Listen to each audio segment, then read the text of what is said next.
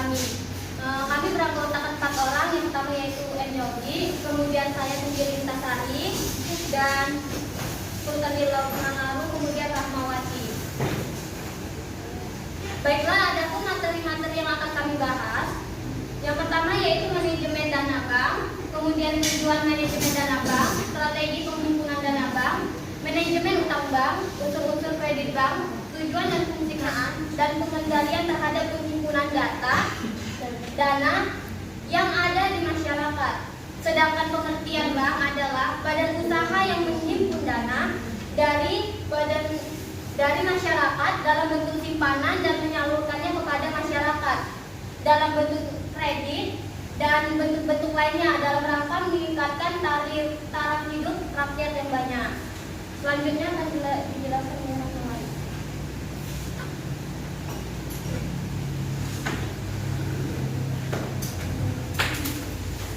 Baiklah, di sini saya akan menjelaskan yang mana itu tujuan manajemen dana bank.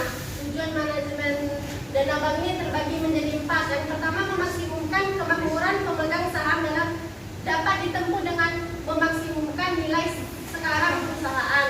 Yang kedua, sebagai pedoman dalam pengambilan keputusan yang mempertimbangkan faktor risiko. Yang ketiga, mempertimbangkan kepentingan pemilik kreditur dan pihak lain yang berkaitan dengan perusahaan. Dan yang terakhir, memaksimalkan kemakmuran pemegang saham, lebih menekankan pada aliran kas daripada laba bersih dalam pengertian akuntansi. Kemudian yang ketiga ada strategi penghimpunan dana bank, yang mana ini terbagi menjadi 3. Yang pertama, strategi penghimpunan dana yang hanya bersumber dari luar bank. Sumbernya itu dari masyarakat yang ingin menabung ke bank. Kemudian yang kedua, strategi penghimpunan dana yang hanya bersumber dari bank. Ini kayak dia penambahan investor dengan nilai jumlah yang tertentu. Kemudian ada strategi penghimpunan dana dengan dana yang bersumber dari luar dan dari dalam bank, atau sering disebut dengan strategi campuran. Ini menggabungkan antara strategi penghimpunan dana dari luar bank dan dari dalam bank. Baiklah, kemudian akan dilanjutkan oleh teman saya Muhammad Yogi. Selanjutnya adalah manajemen utang bank.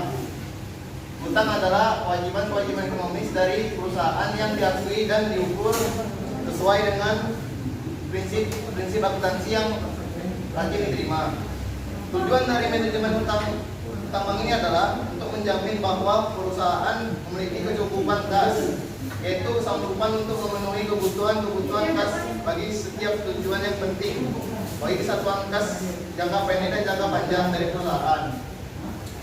Jadi tidak hanya untuk menghindari ketidakmampuan untuk membayar utang atau kebangkrutan.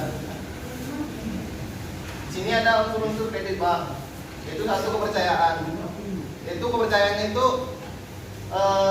perusahaan bank itu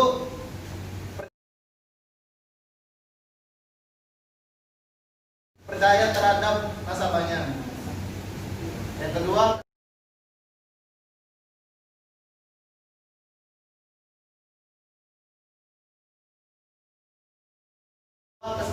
adanya kesepakatan antara kedua belah pihak, antara pihak bank dan nasabah. Itu jangka waktu. Jangka waktu ini adalah berapa lamanya kredit dalam bank tadi, jangka waktunya. Ini tadi disepakati. Itu resiko kalau kita nggak bayar itu, apa resikonya gitu? Bisa masuk penjara atau apa gitu kan? Baru balas jasa. Balas jasa ini keuntungan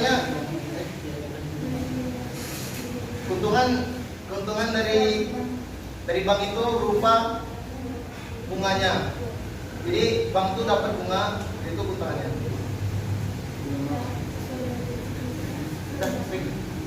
Yang ini dilakukan oleh kita. Oke, masuk ke tujuan dan fungsi kredit bank.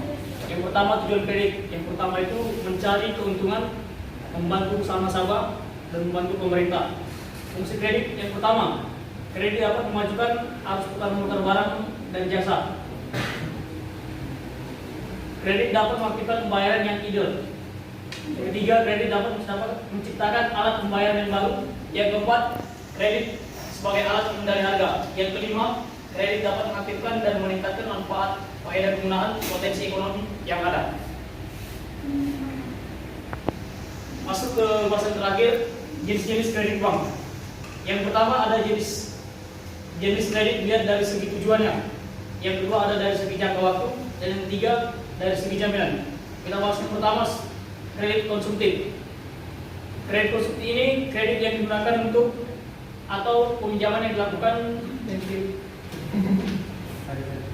untuk barang konsumsi. Contohnya pembelian barang elektronik atau mobil mewah, lux. Yang kedua, kredit produktif. Kredit yang digunakan untuk menghasilkan atau imbalan dari hasil kreditnya. Dan kredit perdagangan sesuai dengan nama juga perdagangan, dan kredit ini digunakan untuk dagang. Yang kedua, jenis dilihat dari jangka waktu. Jangka waktu ini bisa dikatakan sebuah istilah tenor. Kredit jangka waktu pendek ada 1 bulan, 2 bulan, 3 bulan. Jangka menengah 6 bulan sampai setahun, dan kredit jangka panjang 1 tahun, 2 tahun sampai seterusnya. Dan yang ketiga, jenis kredit dilihat dari segi jaminannya. Kredit yang dengan jaminan atau agunan, dan yang kedua kredit tanpa jaminan. Oke, saya kira saya cukup. Terima kasih.